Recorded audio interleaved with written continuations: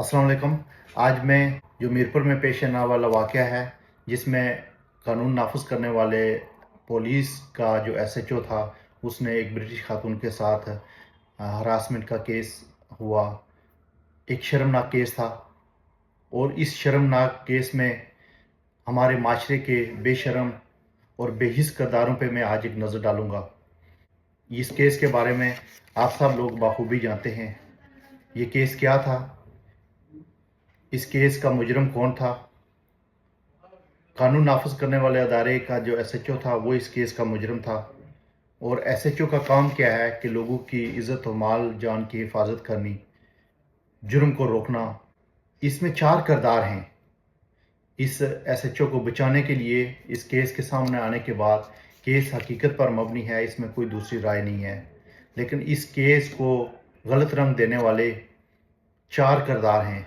आज मैं उन पे एक एक नज़र डालूँगा। सबसे पहला किरदार है पुलिस का। पुलिस का किरदार ये था कि जब एसएचओ का ये केस सामने आया तो फौरी उस पर तफ्तीश की जाए, मुलज़म को पकड़ा जाए, कानून के कटहरे में उसको लाया जाए। वो जैसे बाकी मुलज़मों की प्रेस कॉन्फ्रेंस होती है, उसकी भी प्रेस कॉन्फ्रेंस की जाए। और जैसे दूसरे मुलज़मों के साथ सलूक होता है, मुजरमों के साथ सलूक होता है, इसी तरह इसके साथ भी होना चाहिए था। लेकिन हमारी बेहिसी का ये आलम है कि पुलिस के जो ऑफिसर थे वो इस पे, उन्होंने जब ये केस उनके पास आया तो उन्होंने पर्चा ही नहीं काटा। उसके बाद जब सोशल मीडिया पे आवाज़ उठी तो इसका पर्चा काटा गया। खातून की निशानदेही पे जो गैस स्टेशन की जो अभी वीडियो आई है मंजर आम पे, इस खातून की निशानदेही पे ये गैस स्टेशन की फुटेज खातून ने उन पुलिस एहलकारों को दी। और पुलिस का किरदार शुरू से ही बड़ा भयानक किरदार रहा है। बड़ा इन्होंने अपने चेहरों पे कालख मली है और महकमे का नाम भी बदनाम किया है। उसमें सबसे जो पुलिस की तफ्तीश थी, उन्होंने तफ्तीश की नहीं है। वो अगर ये केस गलत था तो उनके घर क्यों भेजते थे पुलिस ऑफिसर, जाते थे कि उनके साथ सुलह करें। उनके फैमिली मेंबर्स जाते थे, उनकी वाइफ जो एसएचओ जो इमरान चौधरी है उसकी वाइफ और बच्चे भी जाते रहे। क्यों जाते रहे? अगर उन्होंने कुछ नहीं किया तो वो कानून के सामने आ जाए और बताएं। हम लोग इतने बेहिस हैं कि हम उस बहन पे कीचड़ उछालने के बजाय हम तफ्तीश नहीं कर रहे। ये पुलिस का सबसे भयानक किरदार है कि हम उस पर तफ्तीश नहीं कर रहे, उस पर उस घर को नहीं ढूंढा, उस मुलाजिम को नहीं ढूंढा, उस सारी चीज़ों को नहीं ढूंढा। और ये मेरी बहन जो जॉइंट एक्शन कमेटी के लोग हैं, उन्होंने उसको गैस स्टेशन की निशानदेही की और उससे फुटेज हासिल करके पुलिस को दी कि ये बिल्कुल ऐसे ही हुआ है। और पुलिस ने, और जो हमारे नाम नहाद साफ़ी टोला, ये दूसरे नंबर पर साफ़ियों का किरदार है। नाम नहाद साफ़ी टोला जो हमेशा अपने मफादात के लिए और हुक्मरानों के मफादात के लिए काम करते हैं, इनकी अपनी माँ बहन बेटी कोई नहीं है।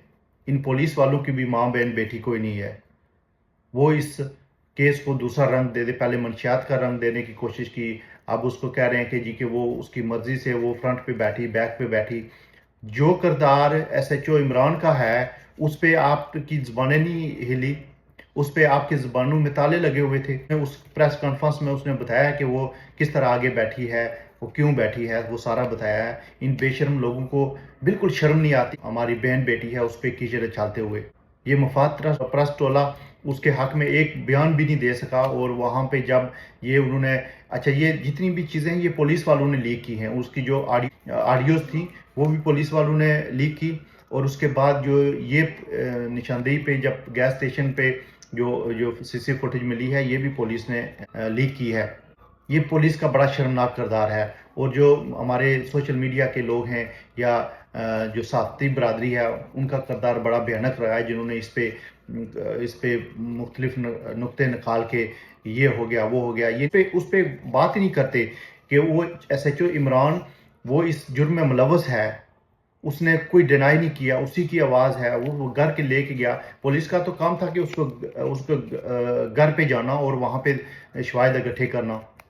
जो 4 घंटे वो इस रियासत जम्मू कश्मीर की बेटी वहाँ पे जिसने सफ़र किया है, जो तकलीफ़ और मुसीबत में 4 घंटे रही है, आपकी बेटी, आपकी बहन, मैं इन नाम नहाद मफादाती टोले से मैं पूछता हूँ, आपकी बहन बेटी को 4 घंटे इस तरह शराब पी के यरमगाल रखे तो फिर आप क्या कहेंगे? आपको शर्म आनी चाहिए, आपको हया आनी चाहिए। ऐसी खातून पे आप उसके जो किरदार है उस पर आप उंगली उठा रहे हैं बगैर शवाहिद के।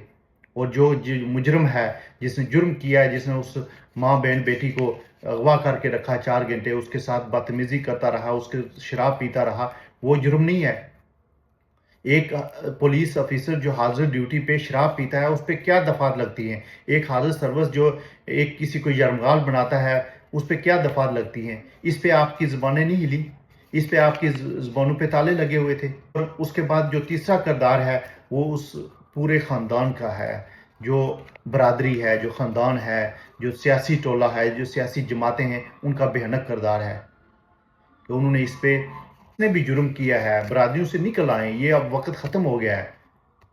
اور یہ اس طرح کی جو بے شرمی ہے، یہ میری برادری کا ہے، یہ فلاں ہے، یہ فلاں ہے، اور یہ اس طرح کی سب سے پہلے انہوں نے کہا کہ یہ منشیات بیچنے والے لوگ ہیں، ان کا یہ ہے۔ پھر انہوں نے جو وہ ویڈیو جو لیک کی، اور اس کے بعد انہوں نے اس کو یہ جو گیس اسٹیشن والا جو CC فوٹیج سامنے آئی، اس کو رنگ دینے کی کوشش کی۔ آپ سب لوگ معاشرے بدنما دبا ہیں، آپ کو شرم آنی چاہیے کہ آپ کے خاندان کا بندہ ہے، اگر اس نے جرم نہیں کیا ہوا تھا تو کیوں بیچتے تھے آپ اپنی فیملی کے لوگوں کو کہ ان کے ساتھ صلح کریں اور عمران کو معاف کر دیں؟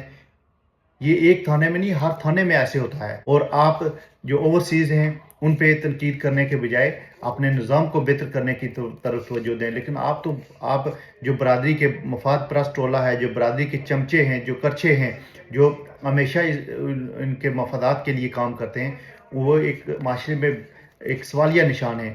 ان کو کیفر کردار تک پہنچانا بھی ضروری ہے۔ ان کی بیسک عالم ہے کہ آپ کے ان کرچو چمچوں کی ماں بہن بیٹی کے ساتھ 4 گھنٹے ایسے ہو تو پھر ان سے پہ پوچھوں گا کہ وہ کیا کہتے ہیں۔